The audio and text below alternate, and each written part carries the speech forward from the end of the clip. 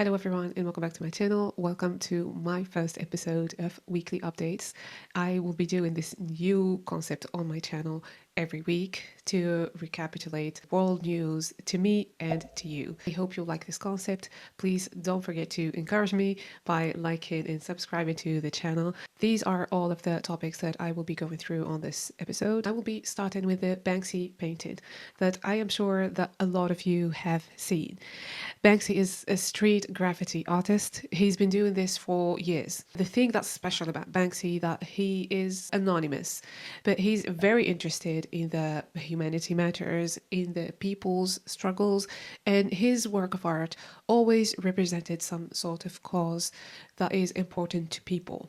And this time, as you can see, it clearly represents the abuse of power, the violence that has been systematic in this country. We're not just talking about the police violence, we are also talking about the abuse of power of the legislative system that has been criminalizing people who are against a genocide and people who are against fascist systems. It's a clear criticism for the system and for the world's policy, let's say. We are seeing from fascism is not just linked to the United Kingdom, it's something that's happening worldwide. So we can see that a lot of artists should express their criticism through their beloved language, that it is art. I want to talk about the consequences of this work of art that has appeared just one morning on the wall of the Royal Courts of Justice in London. This wasn't a surprise. I know, and I think for sure that Banksy himself was thinking, where should I put this work of art to make a strong message, to make a strong impression? And he put it actually in the best place. I need to answer for those who are saying that this is vandalizing public areas or institutions. I just need to remind you that the institution isn't important or isn't more important than the people in this country. If you don't have your freedom of speech, if you don't have the freedom to express what you're against, if you don't have the freedom to do or to protest peacefully, then I don't think the institution has any importance at this point. The institution is working for a certain class. It's not working for the whole population, and it's not working for everyone. Besides looking at streets, just look at the situation that this country is in. A lot of people are in debt. A lot of people are going homeless, not mentioning that children are going homeless because the institution is abandoning them and abandoning their right to have governmental funding. The authority has already tried to remove this work of art, but it ended up with a stronger message, which appears to be they're trying to amplify that injustices happens in the shadows. It does not happen in broad daylight when everyone are looking at it. But you know what? Like, I would say that these days it's actually happening in broad daylight and also in the shadows. But this is a clear message that when the authorities wanted to remove the art of Banksy, they have created a more advanced and a better version of it that represents the realities in this country. I would think they'll have to do more work to remove it. But, you know, like all of these news outlets trying to represent it as, oh, he has vandalized a building that's been there for years. This is a clear evidence of fascist system that is backed by news outlets.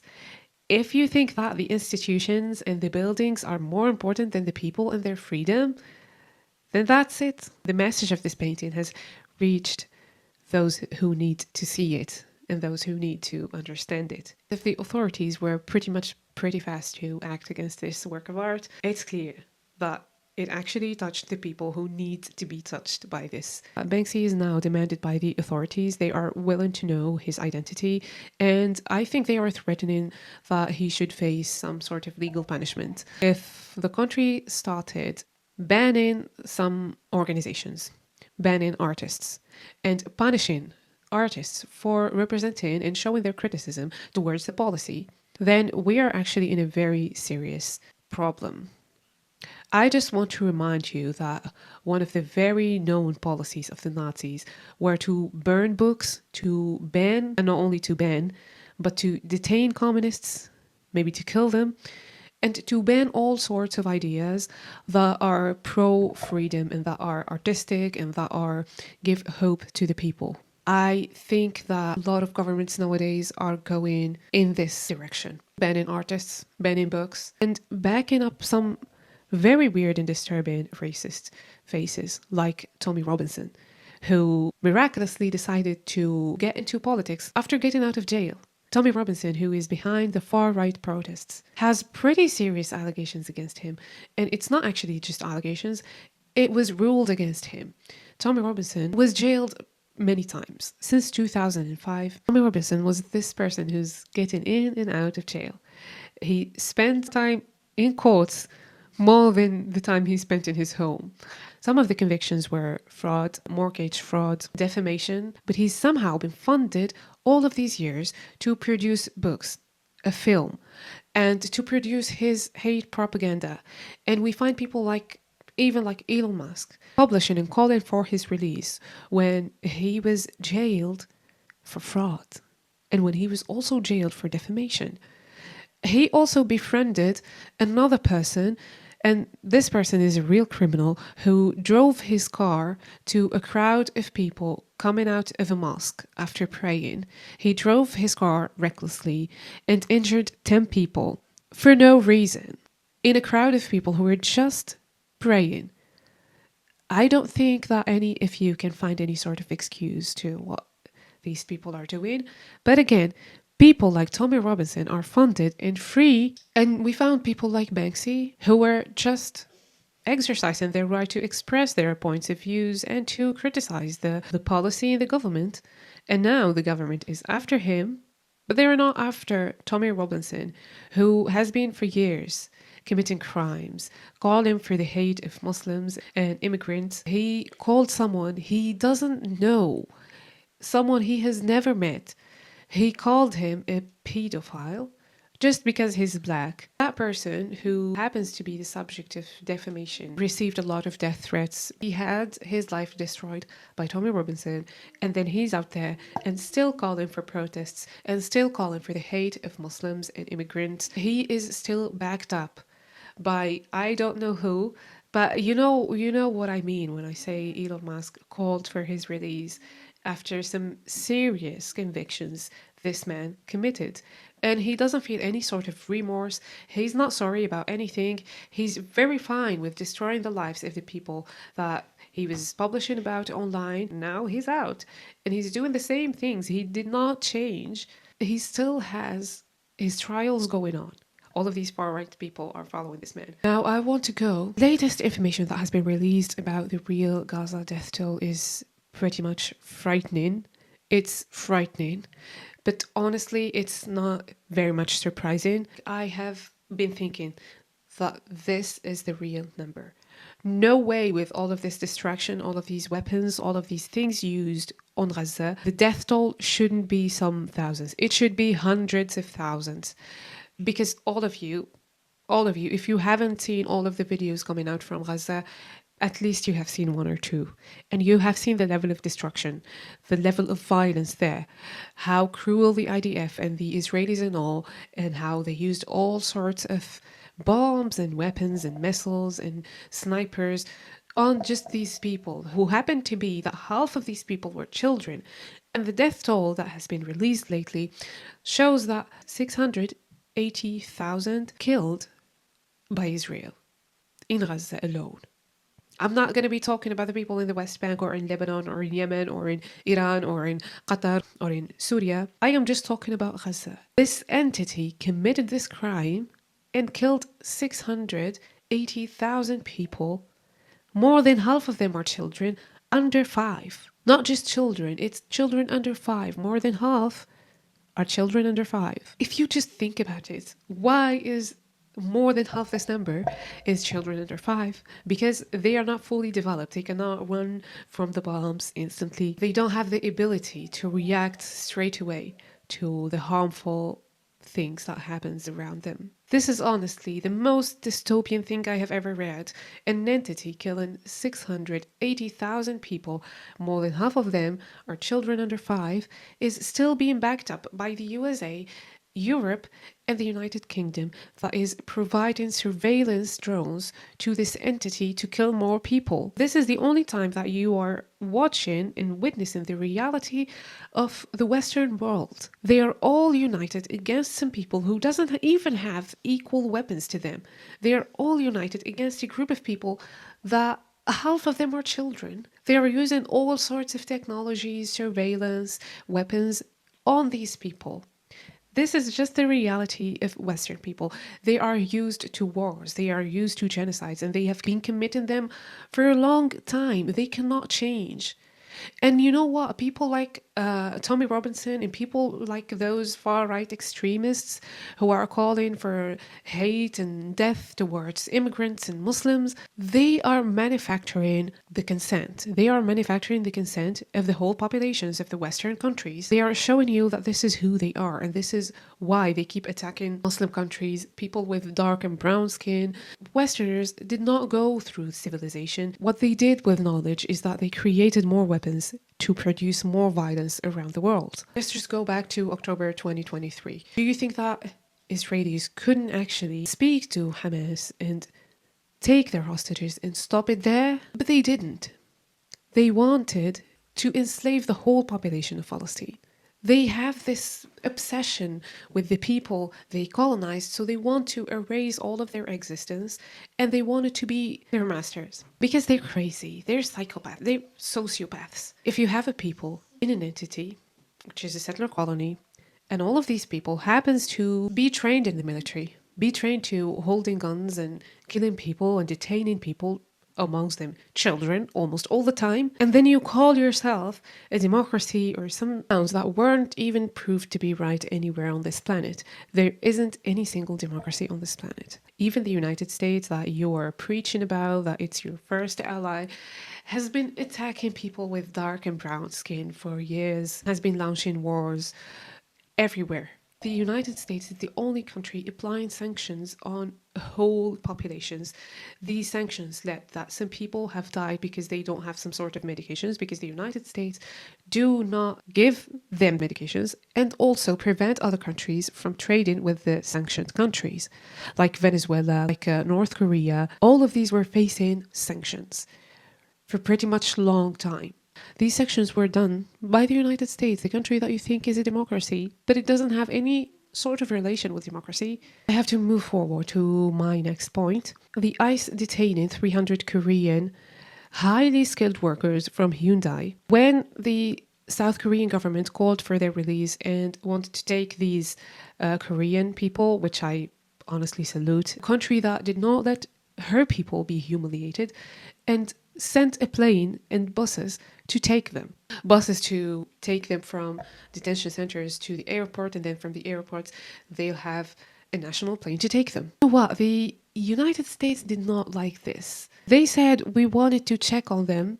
We're not going to leave them in detention. They are highly skilled workers, so they need to teach American those skills before leaving. But you know what? When they found like the South Korean government is serious about taking her citizens, they said we can let them come back with unconditional stay. They could live normally and work normally. They can just stay. This is a real message that ICE is not detaining people because they are illegal. It's detaining people to enslave them. If the South Korean government did not call for the release of the citizens, the United States and detention centers would use these highly skilled workers for free labor. They're going to use them, they're going to make them work without payments. As you know, that a lot of detainees are doing the same, are going through the same. When these Korean went back and had some interviews with Korean channels, what they said is that it was very humiliating to them. They were moved with gunpoint, like guns pointed at them. Imagine at employees who hasn't done anything and who were clearly cooperating with ICE agents.